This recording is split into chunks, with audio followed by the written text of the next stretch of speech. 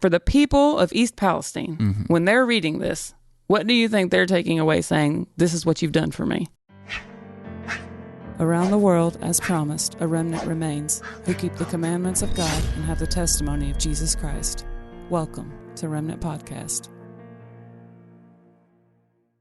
Okay, so that was the fact sheet sent out by the Biden-Harris administration saying, with an attempt to get people to think that they've done, more than what really they had.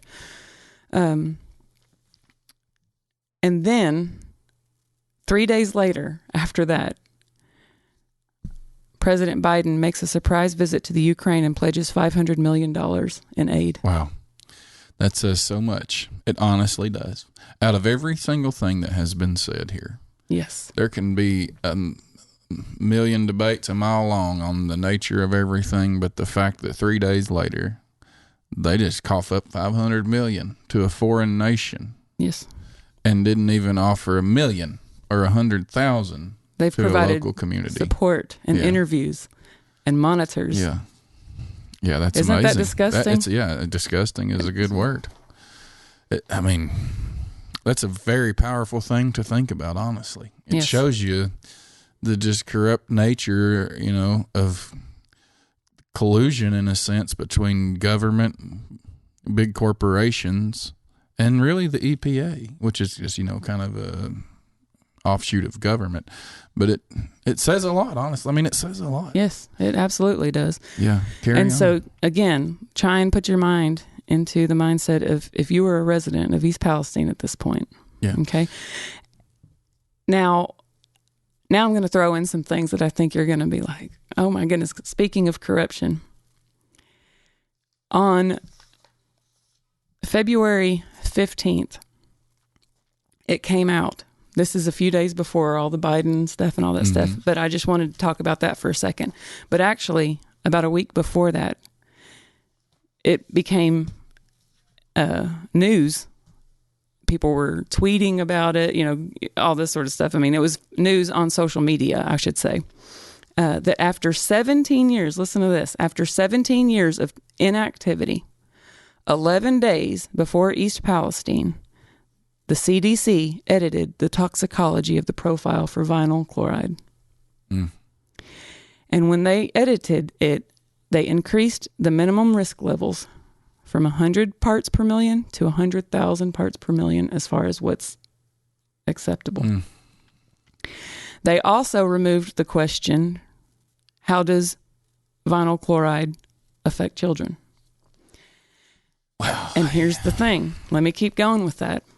The original report that was unchanged, I should say, after 17 years, or for 17 years since 2006, there was a question that said, how does vinyl chloride affect children? And the answer, I'll read it to you, for 17 years had been, studies in animals suggest that vinyl chloride might affect growth and development. Animal studies suggest that infants and young children may be more susceptible than adults to vinyl chloride-induced cancer. So they took that whole question and answer section, how does vinyl chloride affect my child? And they relocated the whole issue, I guess you would call it, into under the question, how does vinyl chloride affect my health? When you go to how does vinyl chloride affect my health, this is now their answer about how it affects children. It's one sentence down at the bottom, underneath, after you read all that. And the answer that they changed it to, think about what I just said about their original answer. And now, if you're looking for how it affects children, you would first have to go to this section. How does it affect my health? You have to read all this stuff. And then this one sentence down here is supposed to explain the effect on children. And it says, animal studies have shown that exposure to vinyl chloride during pregnancy can affect the growth and development of the fetus. It has nothing. This is mind-blowing to me, because honestly, when most of this news finally did come out and the alternate media started reporting on it and everything, I really found no explicit reason to see a conspiracy afoot or anything like that. I thought, worst case scenario here, I can say they've handled a bad situation a bad way. Right. But when there starts to be this effect on my mind that is like a cumulative case. Right. When you start to look at, so many different little angles and little things coming into play, and then some big things. That's shocking that basically what that is saying is that January 21st, that'd be 11 days, or no, January 22nd. January 22nd, they changed the level of what is deemed toxic. They actually upped it 10 times, like tenfold. Mm-hmm. Or no, it's more than 100. That. 100-fold. They upped it 100-fold from 100 parts per million to 100,000 parts per million. And they did that 11 days before the train wreck. And then they also reword. You can see an agenda behind the rewording of it, really. Oh, yeah. And even the placement of the questions to kind of hide it under a bunch of junk that nobody ever wants to read. Right. You know? And it goes on. Posts that talked about this were flagged on Facebook and deleted as an effort to, quote, prevent false news and misinformation. So when people were talking about this on Facebook. So even though they're reporting on the truth, it's been called false news and misinformation. Because, it really did happen. And the reason that Facebook said that it was false news and misinformation is because the CDC put out on February 24th that the profile for vinyl chloride was completed in January of 2023, but it takes time to get toxicological profiles ready to publish. And so it wasn't actually released until February. But it had been in development for many months, and the changes were not in connection with the emergency situation in Ohio. So you can make that what you want. And here's the other thing that I think is extremely telling. It's not fake news to report truth, whether or not they have reported it yet. Mm-hmm. So even if it takes a little while to publish the literature and get it out into the public awareness, that doesn't mean that it wasn't already in place. And also, it doesn't mean that for 17 years, that's what the CDC had on the website. And so just to say that that's what it was before, why would that be taken down? Because it was there. It's not false information. Mm-hmm. It was that way for 17 years untouched. Mm-hmm. And then here's the other thing that I think is very telling of the new risk levels and all of that stuff that the CDC puts out for vinyl chloride. Out of all of, this is what it looks like. These are all the risks. These are the levels of concentration parts per million and exposure through inhalation. Mm-hmm. Okay. Out of all of these risks, only one is shown to be effective to humans. All of this is to animals. Mm. And the only effects that it now shows the way that it affects humans is through dizziness and disorientation. There's no other human side effect listed from vinyl chloride with these parts per million based on inhalation. And so they're basically denying anything else, Yeah. So really based on that right there, if you wanted to go with their way of thinking, is even if it exceeded 100,000 parts per million, because it went up to 300,000 on that little chart you just showed. No effect.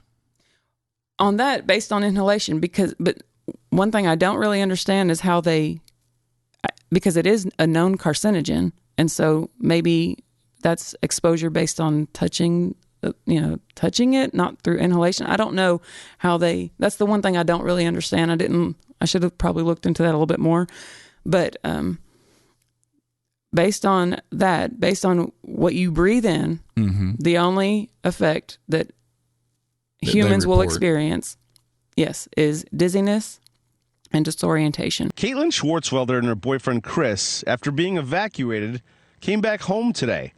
But she says she broke out in a rash almost instantly. I undressed to get into the shower, and I had a rash all over the side of my face, on both sides, and all over my chest. Take a look at these photos of her this morning after coming back on her property. The rash all over her face, neck, and chest. My boyfriend Chris also had a rash down his left side, and to this moment right now I have just a really low-grade constant headache.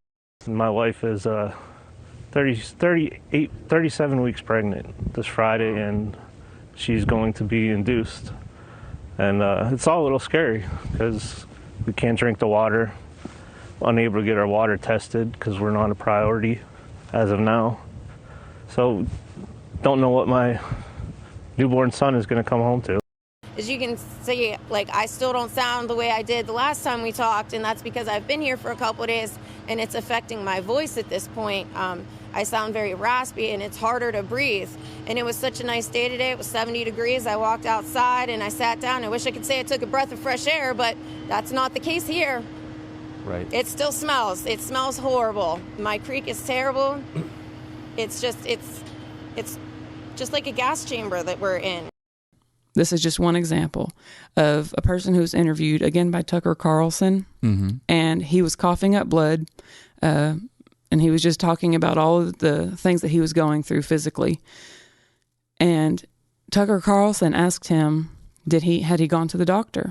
And he said, the only thing people will tell me is that it's COVID related. Yeah, one thing after another, man. Yes. You kind of feel sorry for these people. Oh, really. I That's know. what I just keep thinking about is. Oh, I know. And what do they even do? You know, like if no one will help them, Yes. if lawyers won't help them, if they won't get behind them, if no one will fight for them, they're just like, you know, sitting ducks. There's nothing they can do. It's not like, I mean, you and I don't, if something happened here, we don't have the money to just up and move. I mean, certainly I can tell you what will happen there for sure too, which is another reason Norfolk Southern should have to give them more money. Property values right now in that area plummeted. That's what I was just about to bring up, because that guy did on his, because he was like, you know, we can't, who's going to buy our house? Nobody, for as far out as we can think, is going to buy a home with the East Palestine zip code. Mm-hmm. I mean, who You're would? right, yeah. Nobody will. I would imagine most people's looking to get out of there. Ain't nobody looking to go there. Right. And actually, there are people that are currently attempting to sue Norfolk Southern for decreased property value and stuff like that. But, I mean... Yeah, but you know, here's the reason that all of these CDC changes and these EPA changes are going to matter. You can't sue somebody for a hazard that is not classified as a hazard. You know, you can't sue them for that, because which we will still find out is the full story will be still yet told in the future. But like what I'm saying is now you can't take Norfolk Southern to court over it being 100,000 parts per million, and now they're responsible because that's not the new threshold anymore. That's below the threshold. No, so there's nothing that there's nothing we can punish them for. They didn't break the law. They didn't break the regulation. I know that 11 days before this happened to you guys, the threshold was 100 times lower, but there's nothing we can do about that. So, you know, they have kind of eliminated the ability to fight this, it seems. Now, I'm sure there will be a lot of other ways that could be fought. Now, Alan Shaw is the CEO of Norfolk Southern, the railroad company. And I'll just be honest with you. I can't tell if this guy was in on it and thought he was going to get some big payoff, or if he's the scapegoat, or maybe it's a combination of the two. Maybe he was in on it and then they turned on him and now he's just the scapegoat. Mm-hmm. You know, I don't know. I can't tell you. But I can tell you that based on some of the things I was reading from the people in East Palestine, he's been subpoenaed. They accused him of basically putting his company first ahead of public safety, just wanting to get the railroad open. So they went ahead and did this terrible, you know, burn off, controlled burn and all this stuff. So he is hated right now in East Palestine. Okay. So 3 days after the derailment, the decision was made to do a controlled release, control burn of some of those tank cars that did hold toxic chemicals, including some that are known carcinogens. Why did that need to happen, and who decided that that was the way it should happen? So I was here when that decision was made. You know, I was with Unified Command, and Governor DeWine and Governor Shapiro and Mayor Conaway and Fire Chief Draybeck and the National Guard were all aligned that this was the right decision to make in terms of public safety. You know, the fact that we knew at that time that the pressure relief valves on the cars had failed, the temperatures were rising, caused our independent expert to become very concerned about the potential for an uncontrolled explosion that would shoot harmful gas and shrapnel into a populated community. So our independent consultant and the Ohio EPA recommended to Unified Command for a controlled burn and a controlled release. Now, the goal of that was to burn off the harmful chemicals. We had air monitoring in place before, during, and after. And that air monitoring did not pick up any traces of those toxic chemicals. But look, I was here.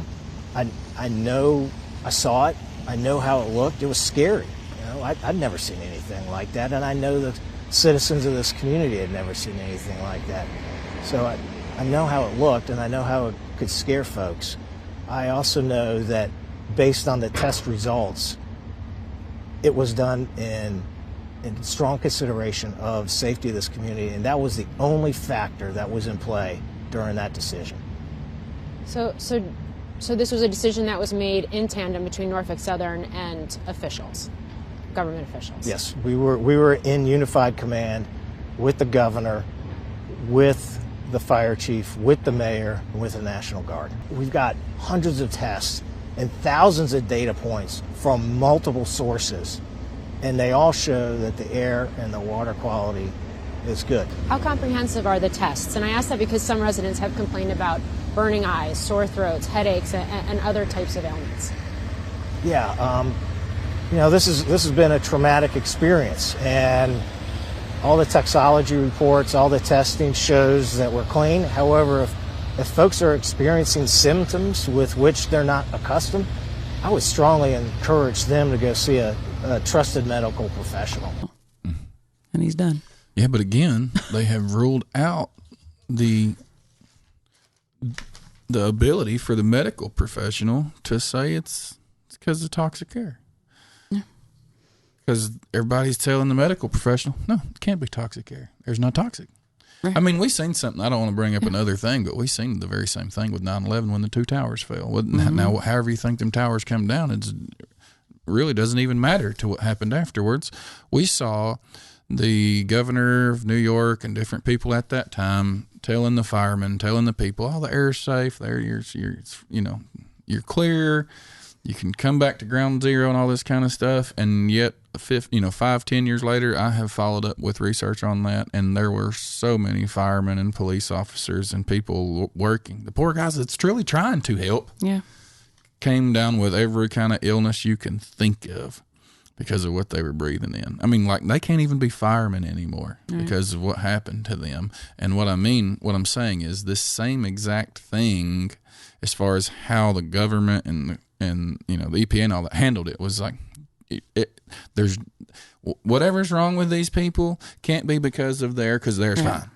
Right. But everybody knew. No, it's not. It's not. They're choking here, man. Animals are dying. People are going to the emergency room and can't breathe. They're having, their the throats are burning. They can smell it. And I'll tell you that right there, that alone, if you want to, a little bit of logic applied here. One of the best sensors that you have to the quality of air is the one God gave you. It's called your nose. Right. And if you're smelling something that smells something's out in of the place air. and toxic, it's in the air. Right. You don't have to have somebody come around with a little monitor thing. Just do that. Exactly. This is something that I haven't looked into real heavily, but I found it very interesting that it also came out on February 13th that Norfolk Southern, that this train derailment in East Palestine was the fourth train derailment in 4 months. And every one of those train derailments were in Ohio. And guess what?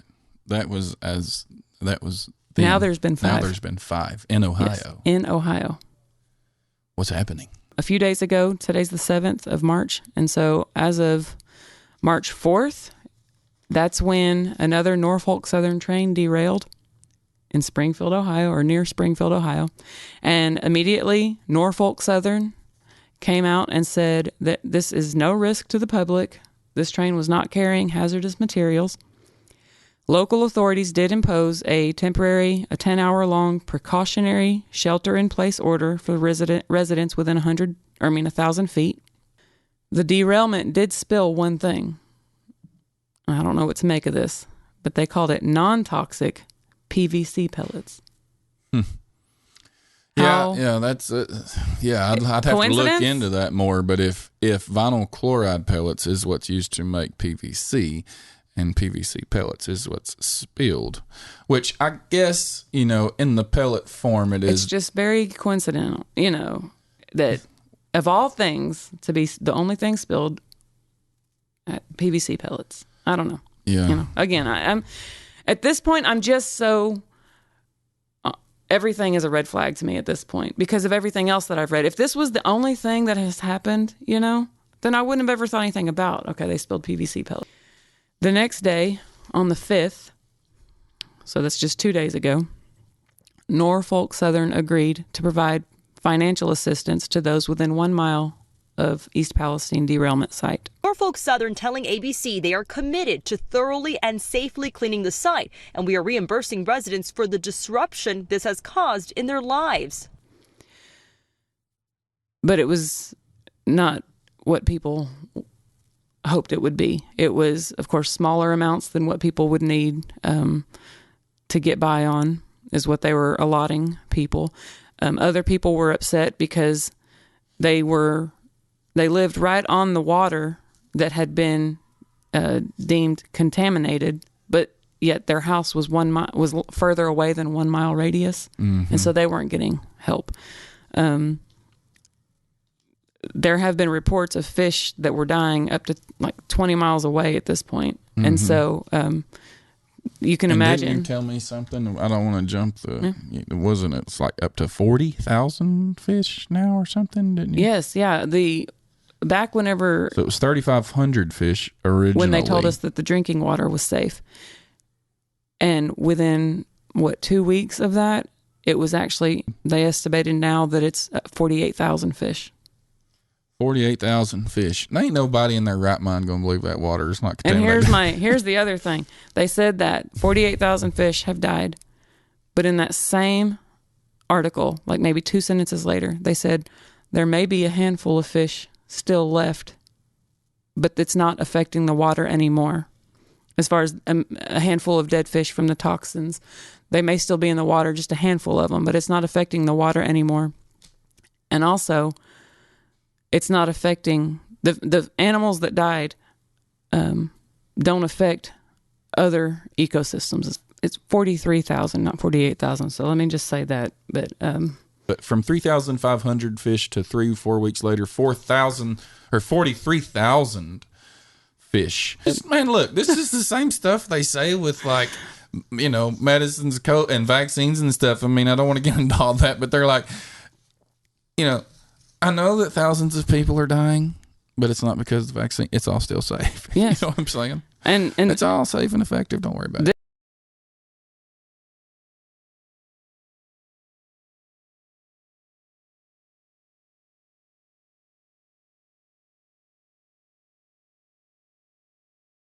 State and federal authorities are telling skeptical residents that the water is safe. We know things are all right now, and we just need to make sure that in the future they're all right.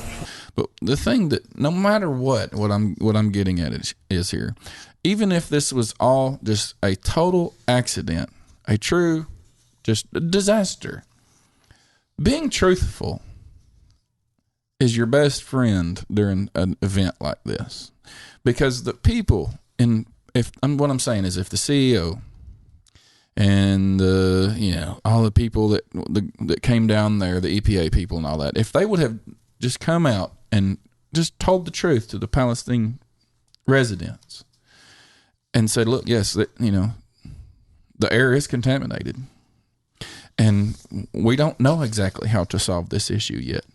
We're going to do the best that we can with the technology and the equipment that we have. You know, we're going to try and get the water back clean again. We're going to try and get the contaminated soils out of here that have dioxins in the soils and things that we may even get to later on.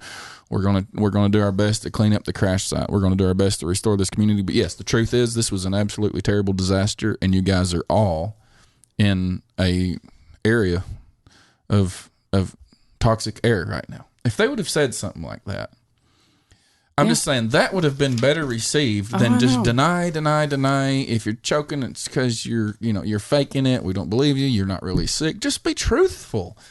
Just be truthful. And when they're not truthful, it compels a man to think, well, there's something else going on here. At the very least, it's the love of money. Mm-hmm.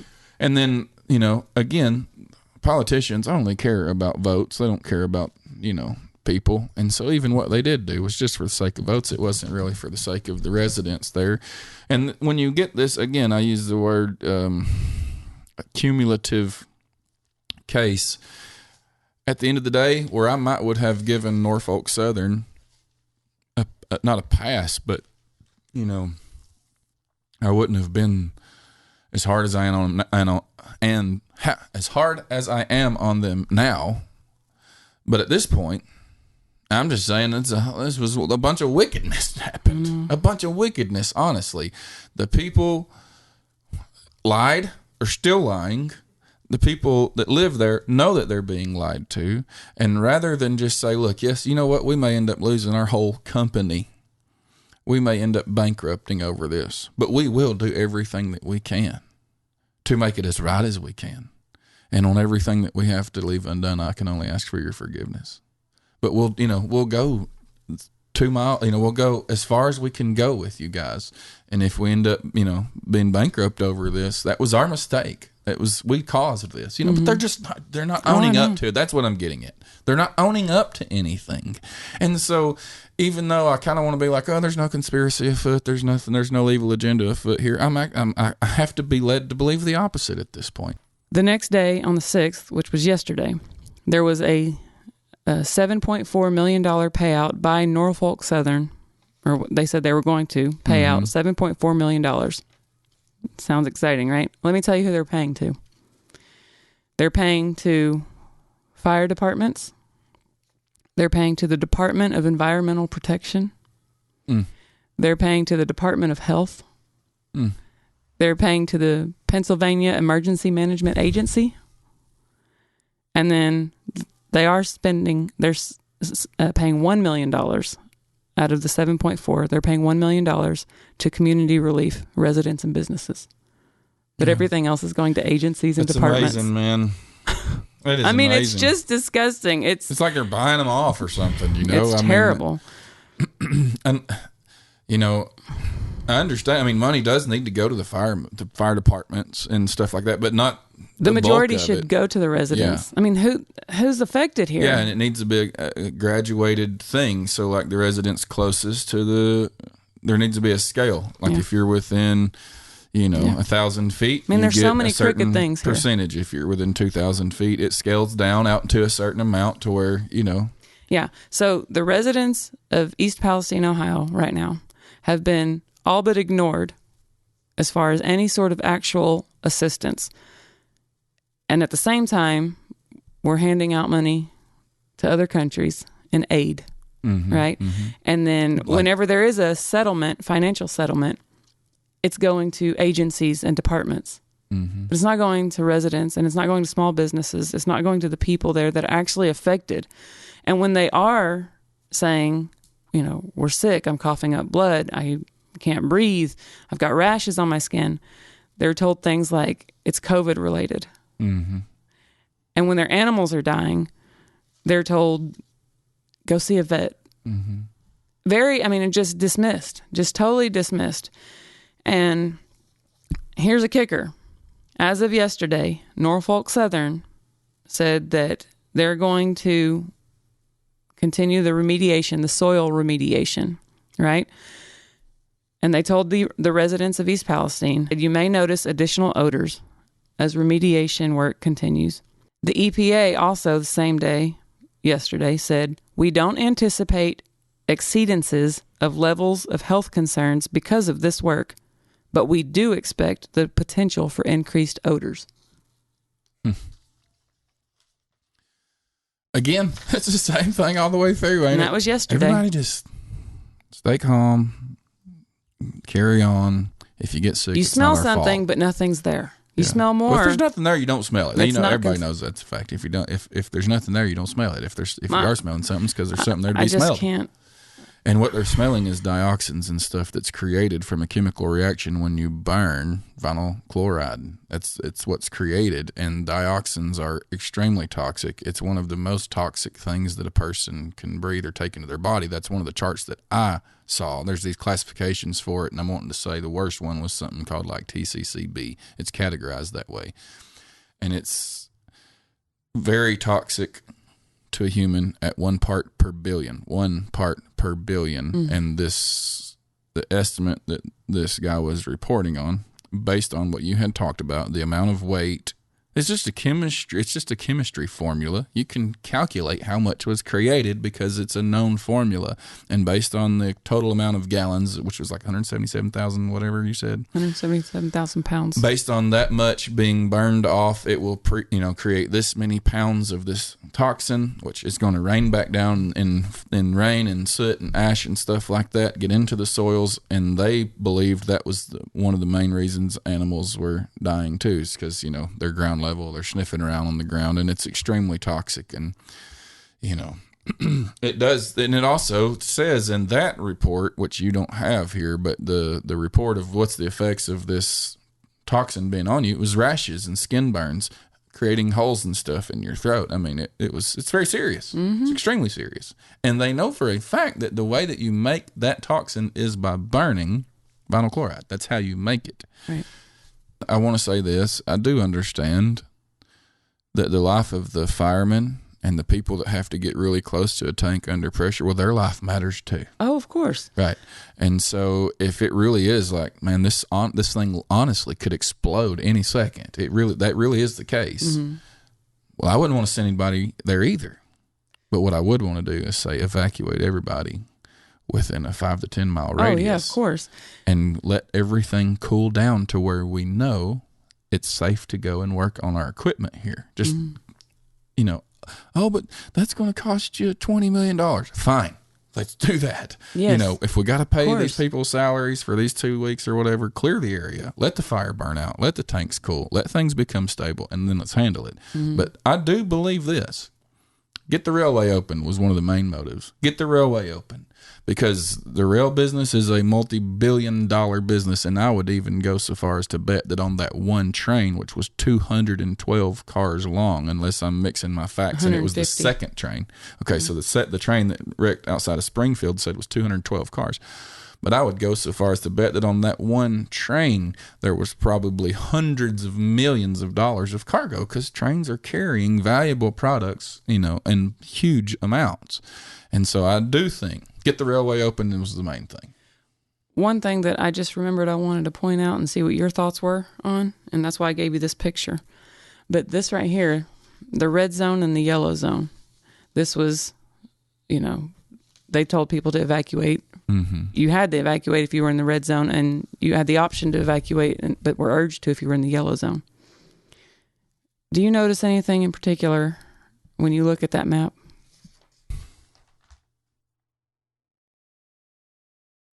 Where the people are, the residents, that's not in a zone. The yellow zone. Yeah, or there the red is zone. no houses in that zone hardly. That's what I was thinking. It's like they mapped out these zones for you need to get out if you're in this area. But I mean, look at that. Yeah, there's How actually close? houses it looks like 500 yards away, but they're not in the zone. But yet the forest is a mile away, and it is in the zone there. And I'm sure that part of that is because of, like they're trying to map out wind currents and all this kind of That's what stuff, they and said. downwind and all that kind of stuff. Yeah. But it seems like you'd extend it out this way as well. Just if it's for shrapnel.